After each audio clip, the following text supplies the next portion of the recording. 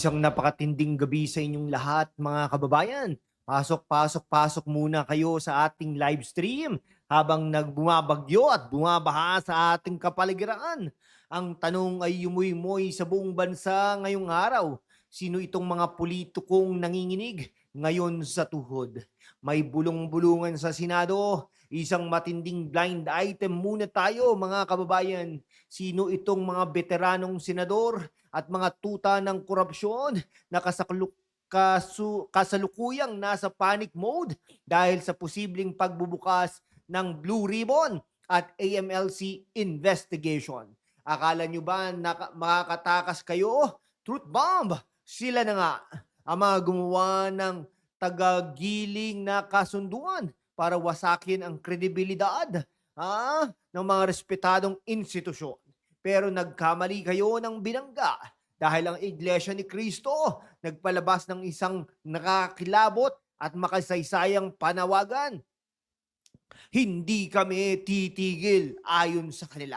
Aba naman, supalpal kayo ngayon dahil kapag ang isang organisasyong kilala sa disiplina at pagkakaisa ang nagsabing hindi sila titigil para sa katotohanan at hustisya, tapos ang ligaya ninyo. Ito na nga ba ang shocking truth na matagal nang itinatago ng mga balat sibuyas na trapo? Ito na ba ang tinatawag nating the big one? Abangan, dahil ipapakita ko sa inyo ang mga resibo na magpapatunay na palpak at supalpal ang kanilang mga maruruming strategy.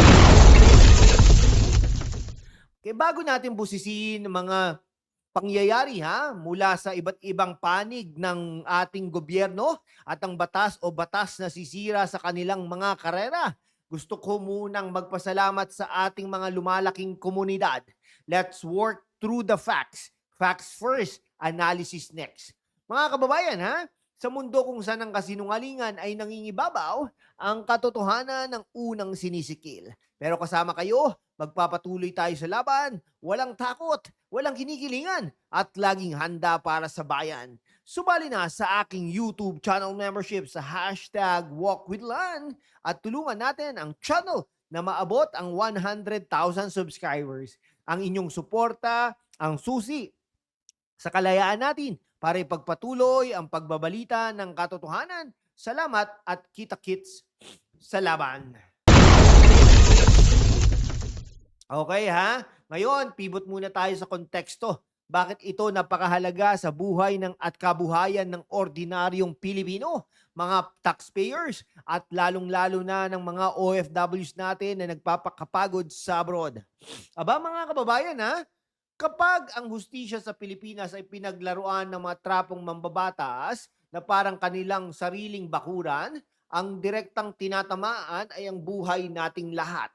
Ang panawagan ng Iglesia ni Cristo ay hindi lamang proteksyon para sa kanilang kawan, kundi ito ay isang malakas na sampal sa mukha ng mga akusadong opisyal na akala mo ay kung sinong untouchable, Kaya tignan ninyo ang eksenang ito sa Senado habang may hearing hinggil sa mga kontrobersyal na kaso at investigasyon sa impeachment trial pati. Mapapansin mo kapag ang kakampi nila ang tinatanong, napakabait. Pero kapag ang isang matuwid na paninindigan ang humarap, biglang nagiging balat sibuyas. Nagpapanik na sila dahil bistado na ang kanilang maruruming agenda, mga kaibigan. Ngayon para sa ating mga kababayang OFWs, ito ang good news na hinihintay ninyo. Bakit? Dahil may isang solidong puwersa na tumatayo bilang pader laban sa katiwalian. Hindi papayag ang INC na bastusin ang rule of law sa bansa. Biruin mo si Senador Marcoleta na isang Iglesia na Cristo ay siya bumubusisi sa mga nakawan sa gobyerno, ay siya pa ang unang nakulong. Pambihira, di po ba? Gagamitin ang lahat ng legal na pamamaraan, ang kapangyarihan ng Supreme Court at ang tamang pagpapatupad ng hustisya para walisin ang mga tuta ng korupsyon. Kaya naman, ang ating mga manunood mula sa Hong Kong, Dubai, Singapore, Amerika, mag-ingay kayo sa comment section. i-share ang ating stream, i-share ang ating video mga kaibigan. Maraming salamat. Ngayon isa muna tayong pasabog. Dito na tayo sa malutong na parte ng ating talakayan. Ang ating deep explainer. Dito lumalabas ang ating legal genius analysis na gustong-gusto ng ating mga kabatang profesional at mga tagapagtanggol ng batas. Mag-focus kayo rito dahil ito ang tunay na resibo. Resibo. Tingnan natin ang provision ng ating batas. Paano ba nasusupalpal ang mga kalaban ng Iglesia ni Cristo sa pinakahuling pagdinig, simple lang mga kaibigan. Nag-rally po sila kahapon mga kaibigan, no? Meron nga tayong estudyante na nagpaalam na magrarally daw sila dahil parte sila ng Iglesia ni Cristo, no? Maraming salamat. Okay. Mga kaibigan, talagang strategic constitutional shield. Akala ng mga politikong ito, makukuha nila sa pananakot o sa pag-ingay sa media ang Iglesia ni Cristo. Ang hindi nila alam, napakapalpak ng kanilang batayan. Okay? Sumangguni tayo sa mga desisyon ng Supreme Court in the past. Malinaw ang proteksyon ng batas sa kalayaan, sa pananampalataya at sa karapatan ng bawat institusyon laban sa mga mapatnirang pampulitikong panghihimasok na walang basihan o unwarranted state intrusion.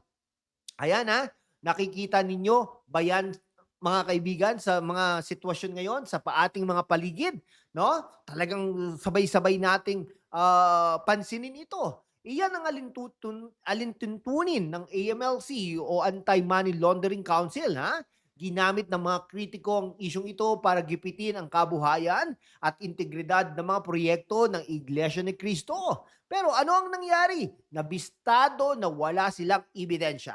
Supalpal, walang probable cause. Ibig sabihin, ang lahat ng kanilang mga paratang ay purong katang-isip lamang, pamumulitika at isang malaking destabilization plot na supalpal agad sa unang banat pa lang ng mga legal counsels. Ito ang dahilan kung bakit matindi ang takot ng mga trapo kay Senador Rodante Marcoleta at sa mga kaalyado ng katotohanan. Dahil kapag ang batas na ang nagsalita, tiklop ang mga tuta, hindi nila kayang tapatan ang talino at disiplina ng organisasyong ito. Okay mga kababayan, dumating na tayo sa ating signature witty rap, ang tinatawag nating ang hatol nilan o ang paliwanag ng henyo. Ano ang kabuang aral at katotohanan sa gabing ito, sa araw na ito? Ang Iglesia ni Cristo mga kaibigan ay nagpakita lamang na sa kabila ng mga panggigipit, paninira at mga palpak na kasunduan sa likod ng saradong pinto ng Senado, ang katotohanan pa rin ang magtatagumpay. Ang kanilang panawagan na hindi kami titigil ay hindi pagpabanta, kundi isang pangako para sa katotohanan, kaayusan at hustisya sa ating bayan. Isang matinding mensahe na tapos na ang maliligayang araw ng mga tiwali. Kaya naman mga kaibigan, ang tanong ko sa inyo na nanonood ngayon, mag-iwan ng inyong opinyon sa ating chat at comment section. Sang-ayon ba kayo sa naging matinding paninindigang ito ng Iglesia ni Cristo? Sa tingin nyo ba, tuluyan nang babaksak ang mga politikong nanggigipit sa kanila? Kapag lumabas na ang lahat ng mga dokumento, itype ang inyong mga reaksyon sa ibaba. Let's work through the facts together. Huwag kalimutang i-like ang video na ito, i-share sa inyong mga GZ at mag-subscribe para tuloy-tuloy ang ating paghahanap sa katotohanan. Abangan natin ang mga susunod na kabanata dahil siguradong may mas malaking pasabog pa ang parating. Ako po ang inyong kasama sa pag-iisip ng mas malalim, laging nagpapaalala, katotohanan muna, pagsusuri kasunod. Magandang gabi Pilipinas at mabuhay kayong lahat.